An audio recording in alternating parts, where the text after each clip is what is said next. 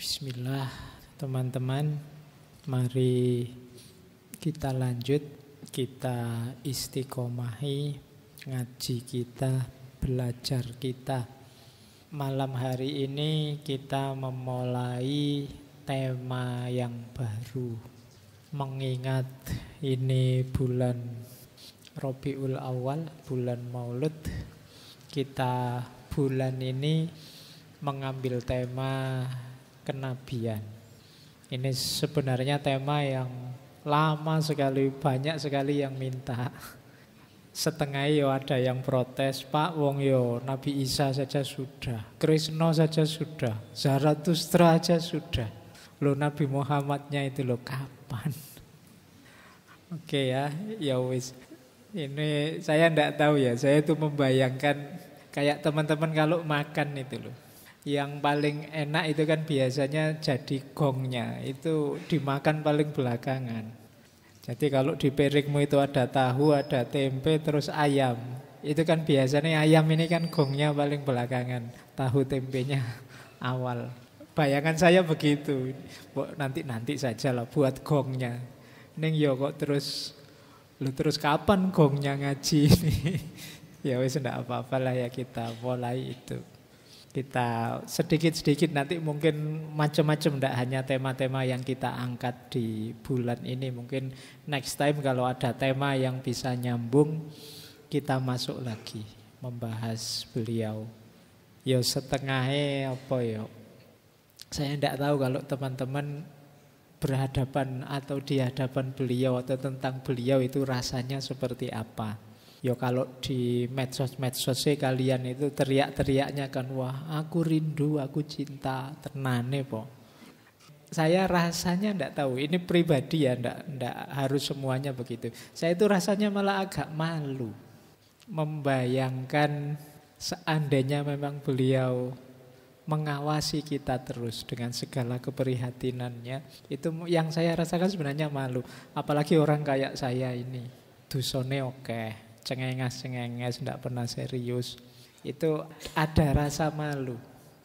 Ya misalnya level cinta itu saya merasa apa ya pantes ya aku itu jatuh cinta sama beliau. Wong aku itu kayak gini. Kalau beliau mencintai umatnya sih pasti. Nah ada rasa-rasa seperti itu. Jadi sehingga agak maju mundur gimana itu alasan kedua. Alasan ketiga, ya tentu saja jamaah ngaji ini kan mayoritas ya muslim. Pasti insya Allah sudah melek tentang beliau ini dalam banyak hal. Kalau bahasa usul fikihnya saya khawatir tahsilul hasil. Tahsilul hasil itu memberi sesuatu yang kalian sudah punya. Menghasilkan sesuatu ini sebenarnya sudah ada, ngapain diulang-ulang lagi. Nah itu juga jadi pertimbangan saya pada teman-teman yang tanya-tanya kapan sih kok keluarnya Nabi Muhammad. Tapi ya bismillah ya, malam hari ini kita kaji nawaitunya dalam rangka kegembiraan kita, rasa syukur kita. Bagi saya hadirnya para nabi, para rasul termasuk Rasulullah itu bagian dari cintanya Allah kepada kita. Jadi para nabi itu bukti cintanya Allah pada manusia, wujudnya juga manusia yang penuh cinta. Dunia nubuah itu sebenarnya dunia yang isinya dari cinta ke cinta untuk cinta. Bismillah kita mulai. Malam hari ini kita enteng-enteng dulu ya. Tidak terlalu berat karena saya sudah ngitung malam hari ini mungkin saya tidak bisa sangat maksimal. Saya baru turun dari pesawat jadi agak goyang. Makanya nanti minggu pertama Rebu ini mesti saya tidak bisa full. Jadi ya ambil tema yang insya Allah teman-teman lebih banyak sudah ngertinya. Jadi kita refreshment ya. Kita karena hadirnya beliau dalam kehidupan kita itu kan hakikatnya adalah untuk ditiru, untuk diteladani. Maka bismillah kita mulai sisi itu. Semoga tidak ada yang tanya, Pak ini kan ngaji filsafat Pak. Nanti kalau temanya kayak gini jangan-jangan jadi pengajian. pengajian ya ora apa-apa. Wong yo memang judulnya ngaji. Jadi ndak apa-apa. Yo tema moral, tema akhlak itu kan tema besar dalam tradisi filsafat. Kadang-kadang memang ada yang tanya ke saya, Pak, filsafat itu kan yo Plato, Socrates, Aristoteles, kalau di Fawais temanya opo wae masuk. Lah ya filsafat itu kan membahas ontologi. Ontologi itu membahas yang ada. Loh, apa yang tidak ada? Segalanya ya ada. Mimpimu juga termasuk yang ada. Khayalanmu ya termasuk yang ada. Jadi apa sih yang tidak bisa dibahas oleh filsafat? Objeknya. Jadi itu ya, kalau nanti ada yang tanya kenapa kok temanya tidak karu-karuan ngaji filsafat itu. Ngalor ngidul kadang-kadang. Ini filsafat beneran apa enggak? Ya tidak ada tema pemikiran manusia yang tidak filsafat. Dan tidak ada objek yang tidak filsafat. Apalagi filsafat itu ya objeknya kan segala yang ada.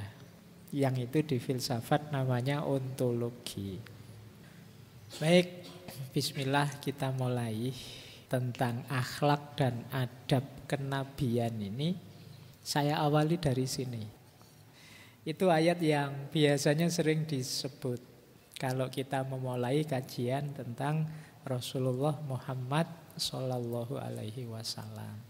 Ada kabar dari surat At-Taubah ayat 128 menegaskan kerasulan beliau.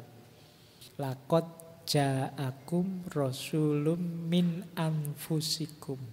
Sungguh telah datang pada kalian seorang rasul dari kalangan kalian sendiri. Rasul itu minna, kelompok kita. Azizun alaihi ma'anittum. Azizun itu berat, sangat berat. Alaihi dalam diri beliau ma'anittum. Segala sesuatu tentang kalian. Jadi yang memberati hati Rasulullah itu sebenarnya kita.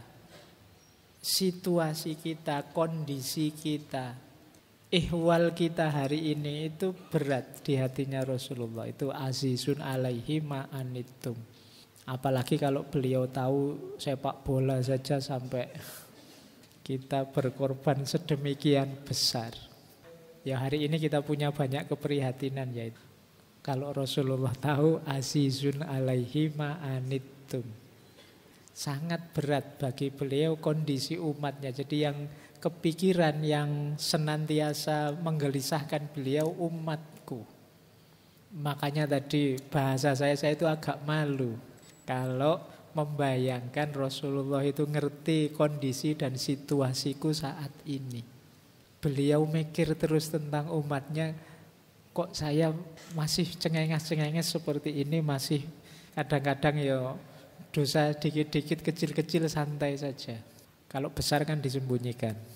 Rasulullah itu kegelisahannya senantiasa kita. Azizun alaihi ma'anittum. Kenapa gelisah? Karena beliau harisun alaikum. Beliau itu sangat ingin, haris itu meluap-luap keinginannya, kita itu semua selamat. Kita itu semua beriman, dekat dengan Allah. Harisun alaikum. Kok ya rute kita itu sering malah sebaliknya menjauh dari Allah. Padahal beliau ingin ayolah kita bareng-bareng. Dekat dan selamat bersama-sama. Yang ketiga, bil mu'minina ra'ufur rahim. Dan beliau ini ya kepada orang-orang yang beriman sangat lemah lembut dan sangat penyayang. Ayat ini saja sebenarnya sudah menggambarkan seperti apa beliau. Beliau sosok yang peduli dengan umatnya, menginginkan umatnya mendapatkan yang terbaik dunia dan akhirat. Beliau ini Ra'ufur Rahim, maha penyayang dan lemah lembut.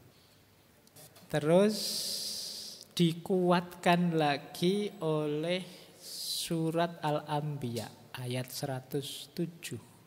Wa ma arsalnaka illa rahmatan lil alamin.